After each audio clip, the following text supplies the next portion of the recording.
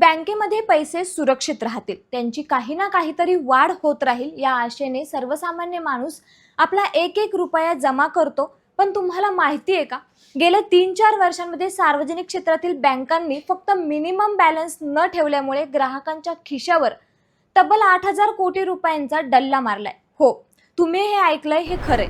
यावर खासदार सुरेश कुमार शेटकर आणि सौगत रे यांनी संसदेमध्ये उपस्थित केलेल्या प्रश्नावर अर्थमंत्र्यांनीच हे उत्तर दिलंय.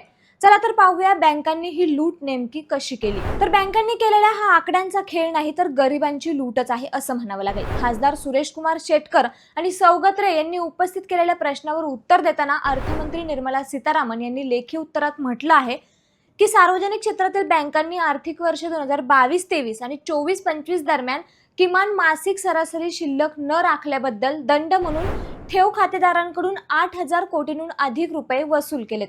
हे शुल्क बचत आणि चालू खातेदारांवर आकारण्यात आले, ज्यांची शिल्लक किमान आवश्यकतेपेक्षा कमी होती.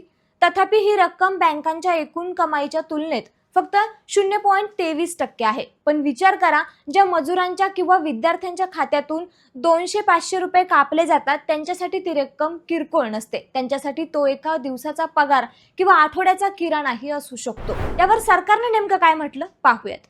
संसदेत जेव्हा खासदारांनी विचारलं की सरकार हे पैसे माफ करणार का किंवा परत देणार का, तेव्हा सरकारने स्पष्ट केलं की नाही, असा कोणताही आदेश दिलेला नाही. बँकांचे स्वतःचे नियम असतात आणि त्यांना सेवा देण्यासाठी येणारा खर्च वसूल करण्याचा अधिकार हा बँकांना असतो. रिझर्व्ह बँकेचे नियम म्हणतात की दंड लावण्यापूर्वी ग्राहकाला SMS किंवा ईमेलद्वारे कळवणं गरजेचं आहे. पण अनेकदा साध्या मोबाईलवर येणारे हे मेसेज वाचण्यापूर्वीच बॅलन्स कमी झालेला असतो. तर यापैकी काही बँकांनी हा रस्ता बदललाय. एकीकडे बँकांनी मिनिमम बॅलन्सच्या नावावर दंड वसूल केलाय, पण या सगळ्यात एक सकारात्मक बाजूही आहे.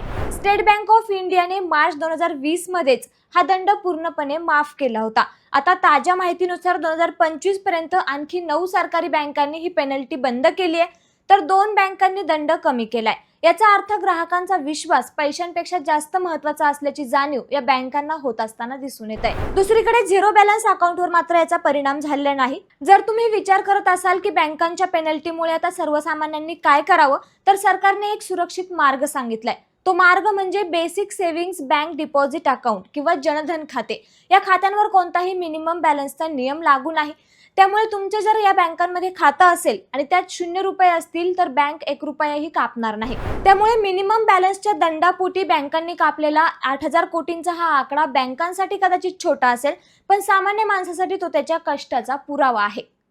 यावर तुम्हाला काय वाटतं? बँकांनी असा दंड लावणं योग्य आहे का? आणि तुमच्या खात्यातून कधी असा दंड कापला गेला आहे का? आम्हाला कमेंट करून नक्की कळवा.